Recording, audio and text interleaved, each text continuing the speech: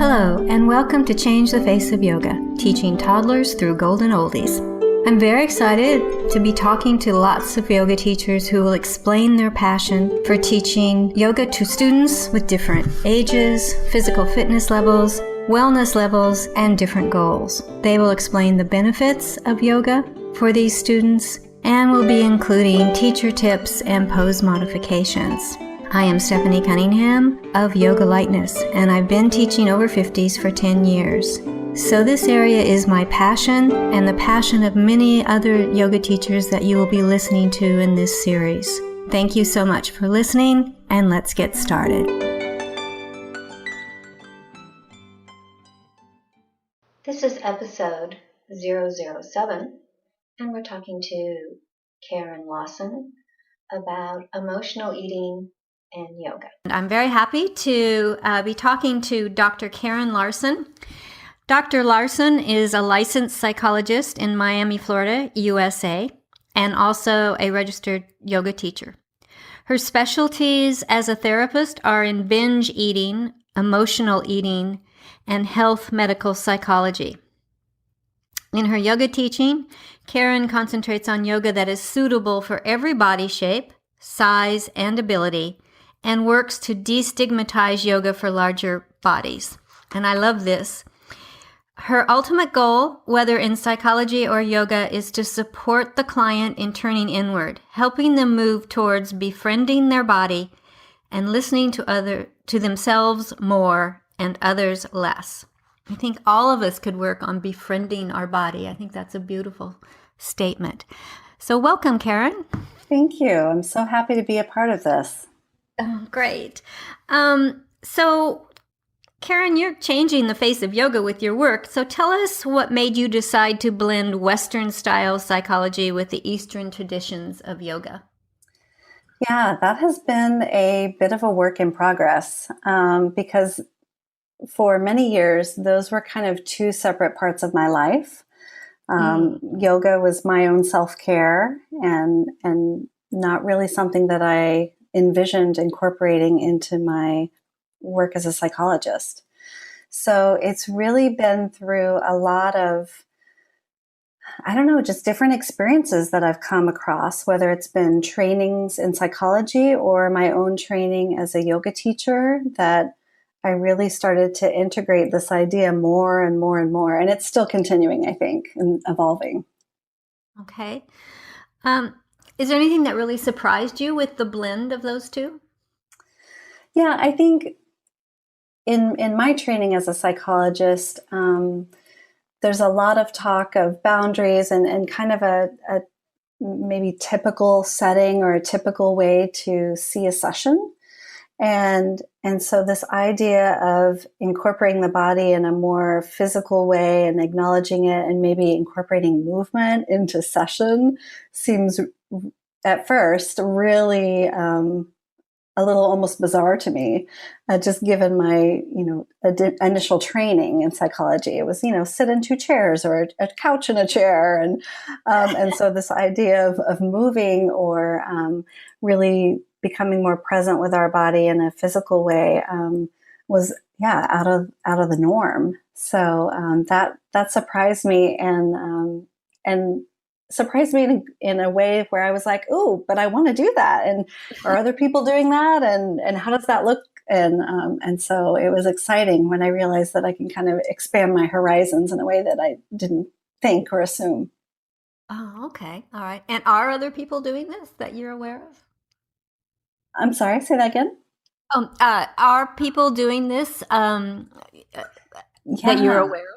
Yeah, definitely. In fact, I think it's a growing part of the psychology field. And then I think there's also, it's kind of coming from two directions. I think that there are yoga teachers who are becoming more educated and going into what they call yoga therapy, which is, not really the side I guess I came from. I came more from becoming a clinician first, and then learning about how I can incorporate that into my work. And so, but I think it's, it's kind of a meeting in the middle that's really very cool and exciting.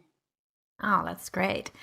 I'm really, I really want to talk about your work to destigmatize yoga for larger bodies. I think I've seen that kind of starting in the yoga community about, yes, that larger bodies are able to do and are get lots of benefits from yoga. So what's your take on that, and what have you been doing to kind of further that along?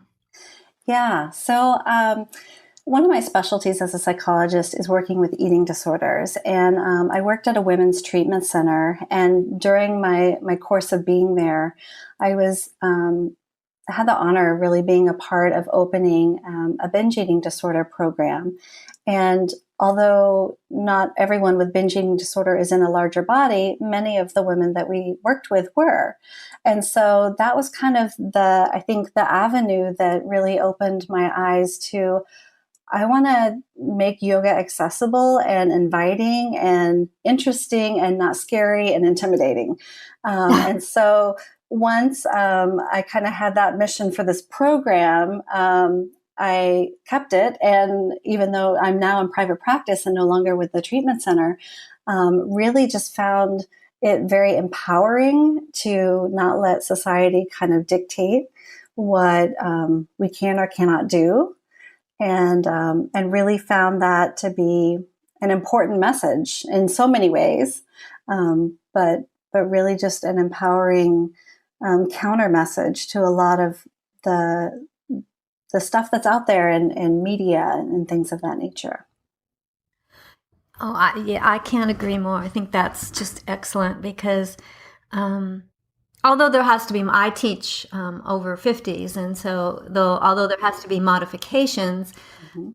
There's lots of benefits for them, but you don't really see those kind of bodies in the advertising or in the way that people talk about yoga. And I think that's really, really very sad because I don't think there's hardly anybody that can't get some kind of benefit from yoga. And yeah. Okay, so tell me, what's special about your yoga students? Ooh, what's special about them? I think that they come in not wanting to do yoga. That there has been some coercion, most likely from people in their lives, whether that's from their therapist or the treatment center that they may be at. I still have a working relationship with the treatment center that I used to work with. So they may be recommending it. But I tend to work with clients who are very skeptical and unsure that this will be something that they will be interested in or can do. Boy, that's a tough place to start. Yeah. Where I'm impressed. I think that would be a very tough student to work with. Right. But I will say, they ultimately have the choice. They don't have to meet with me. And so if they're willing to take that first step and at least have one session, I try to be really down to earth and fun. And I think that that's one of the ways in which it maybe kind of changes their assumptions about yoga. And do you think that their assumptions about yoga are one of the things that's really keeping them from wanting to try it? Sometimes, not always. I also do have a number of people who maybe had done yoga previously at another point in their life, and they feel like they can't do yoga like they used to do yoga, and so they assume that it's no longer accessible to them because they're not feeling the same way in their body that they used to feel. And so sometimes it's that, and sometimes yoga is very new to them, and so they are, kind of coming in with all these preconceived notions. Okay. Yeah. So what does your yoga classes or sessions provide your students that's not easily available anywhere else? One of the things that I do, particularly the first couple of sessions, is work incredibly slowly, showing lots of different modifications for poses. And I want my students to engage in those and feel the difference. Like, how does this version of down dog feel against the wall versus down dog on the floor? And really try to tune as much as possible inward into how it physically feels on their wrists, on their ankles, just different parts of their bodies, and for them to make decisions about what makes sense for them. Like, maybe I need to start with down dog against a wall rather than down on the floor, and permission to do that. So we move really slowly through poses just to give a variety of modifications and options, and for them to do what, as my teacher, Anna Guest Jelly, would say, yogi's choice. So really giving them permission to make the choice of how they want to do the pose, given, a certain number of options. Okay, excellent. That's a great tip, because that really pushes them into their body, doesn't it? I mean, they really have to think about, well, how does that feel in this area and that area? Yeah. And yeah, I would say that's really, really valuable. I may do that myself. Thank you. Yeah, that's how we learn, is from each other, right? That's right. I really like that. Okay, so when do you feel most successful as a yoga teacher? Typically two different moments. At the end of Shavasana, when the client is like, "Ah, oh, yes." yes. That's always rewarding. That's always rewarding. And then when they want to book another session and continue the journey. Yes. That's excellent. I was talking to someone, and it's like when they use something at home, that you've taught them in class, and they come back. And those are wonderful moments also, that you think, oh yeah, I made a difference there. Definitely. Yeah, that they were listening and that they really took that idea. Yeah, it's great.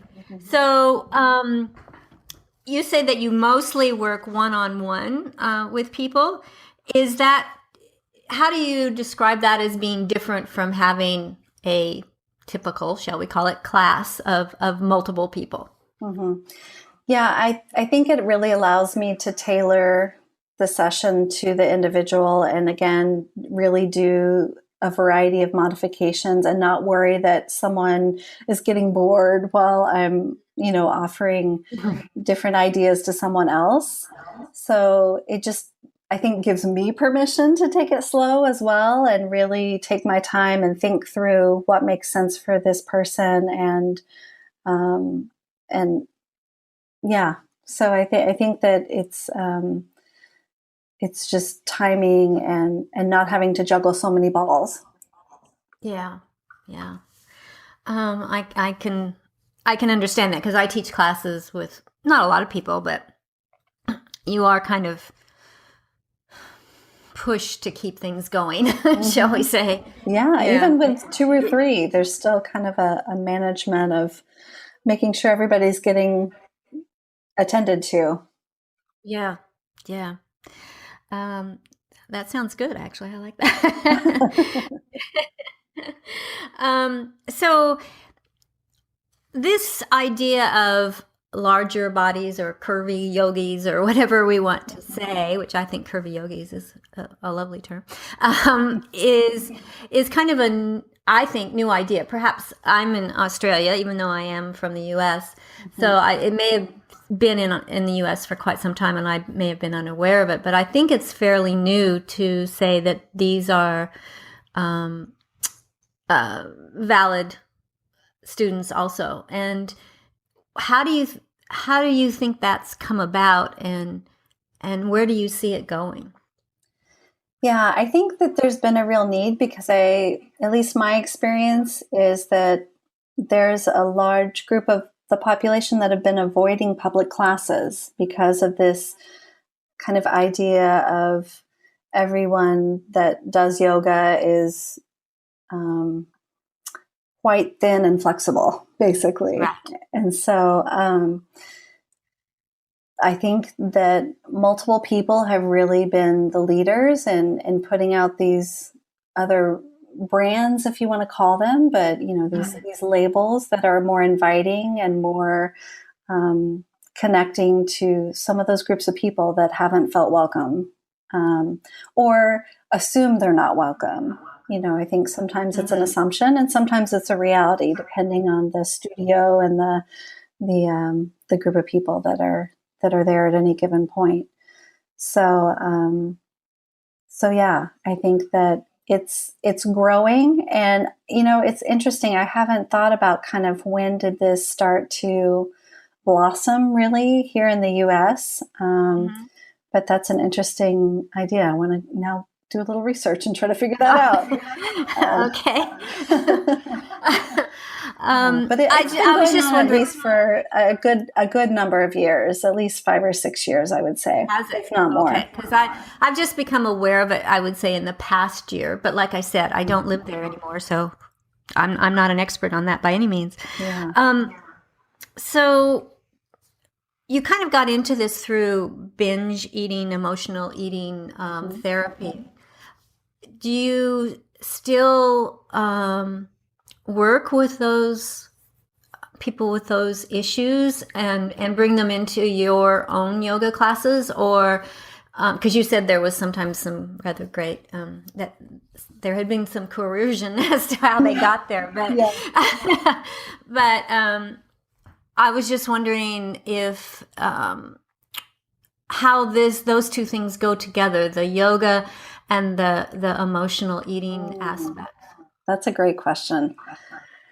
Yes. So the vast majority of my individual clients are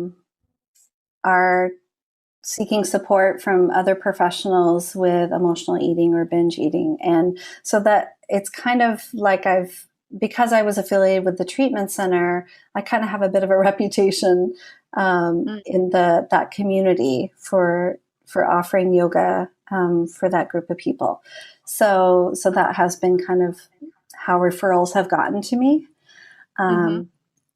But so one of the ways in which many people are coached and kind of taught as far as their relationship with food is a model called intuitive eating. And intuitive eating is about no deprivation. It's about really, if we listen to our bodies, we can start to pick up our own personal cues of hunger and fullness, and even what sounds good to us and what will give us satiety and satisfaction in our food, and that it's really an internal process. And so, as you can imagine, that pairs very well with the idea of yoga and really listening to our body and listening to what asanas feel good versus, what pushes to an edge versus what is not okay with our body and what is kind of too far. So a lot of that regulation of emotion and food also goes with our regulation of movement and what feels good and what's joyful and what is calming and soothing. And so all of those pieces I feel like fit together really, really well because I feel like the more someone can become attuned to their body's cues, it's only going to serve them in the emotional eating piece, in the emotion regulation aspect of life, as well as, how do I want to move my body today? What sounds good to me? What is my body craving, in a sense? Oh, fascinating. I mean, the way you explain it, it really does make a lot of sense, and it does seem to really fit together very well. Mm-hmm. But I never would have put it together like that. That's just, see, it's just wonderful. I love that. where do you see yourself going with this? Or are there goals that you have in the future that you'd like to explore in this area? Yeah, well, even though I was talking so much about doing one-on-one yoga, eventually in a few months, I'm actually going to move to a different office space that will have a group room. And so I'm envisioning maybe doing some groups with yoga, and maybe even some combinations, more combining therapy and yoga. So way back in the day when I was still training as a graduate student, I had done a yoga therapy group that was really just based on stress management. So I wasn't the yoga instructor. I was just the clinician in the group. And then there was a separate yoga instructor.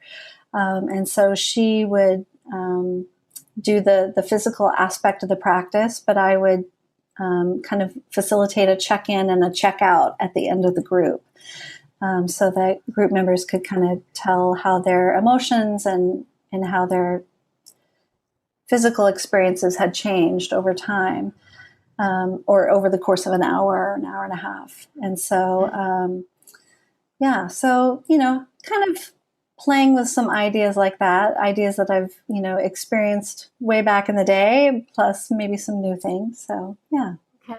We'll Yeah. see. Well, it sounds exciting. It really does. Yeah, thanks. Is there anything that you would like to talk about that I haven't covered, or that something we've said has made you think of? That's a good question. I guess one of the things that I definitely want to make sure that your listeners hear about is just, as you had mentioned, this idea of doing yoga in a larger body being kind of newer and not as promoted or not seen as much in the media. That there are definitely some social media accounts out there that really exemplify the vast array of yoga that can be done in different body types. And so just really wanting to encourage people that if they want to explore that idea more and want some inspiration for that there's some great people out there on social media. Diane Bondi is one of them. And I guess Jelly, who was my yoga teacher, is one of them. But there's many more that I'm suddenly blanking on. But yeah, I think, once you find one of them, you can kind of meander your way through social media and run into a bunch more. True. And there are, because I have a couple that I follow also, because it is important to me that we expand the view of yoga. Like you said, young, white, flexible, blonde, white, young and flexible, which doesn't include my group, my students. So yeah, I would really, really encourage people to, if this is an area of interest of yours, to look on Facebook, social media. I think you can find some good resources there. So, and if you would like to talk to Karin, her website is Dr. Karin, and that's Karin Lawson, all one word, .com. I'll do that again, drkarinlawson.com. Instagram is Dr. Karin Lawson, and the Facebook page, you're very good at this, Dr. Karin Lawson. You got your brand down. That's very good. And her email is Karin@drkarinlawson.com. So if you get it once, you're in. You got it. That's great. So anybody that might want to talk to Karin individually in the United States, in Florida, I'm afraid, then please contact her. Karin, I've just really enjoyed this. I've really learned a lot. I really enjoy the idea of yoga and getting into your body and what it can do to start you accepting your body. And although I wouldn't, certainly could lose a few pounds here, but just to accept your body, I think is hard for a lot of people. And I think that's a wonderful goal of yours, that people just accept their body and give it all the, love that it needs. you know. Well, thank you. Yeah, I agree that it's a hard message, one that's not actually out there a lot. But if we can have more acceptance, then we can have more, I think, life, because it'll take up less space in our head. Very true. Very true. I agree with that entirely, because it can take up a lot of space. So thank you so much. I really appreciate you willing to, we've had a little trouble getting together on this one, to come on the show and share your expertise. And I'm sure people listening have really learned a lot. I know I have. Thank you so much for that wonderful interview. Now for the listeners. To be part of changing the face of yoga, teaching toddlers through golden oldies, please take a picture of yourself doing your favorite yoga pose and email it to ctfoy@yogalikeness, all one word, .com.au. That is ctfoy@yogalikeness.com.au with your first or full name. I will upload it to the Instagram folder, Changing the Face of Yoga. So we will have an album of the spectrum of students who represent the face of yoga. Please download and review this podcast and tell your friends who might be interested. Thank you, and let's get together next week.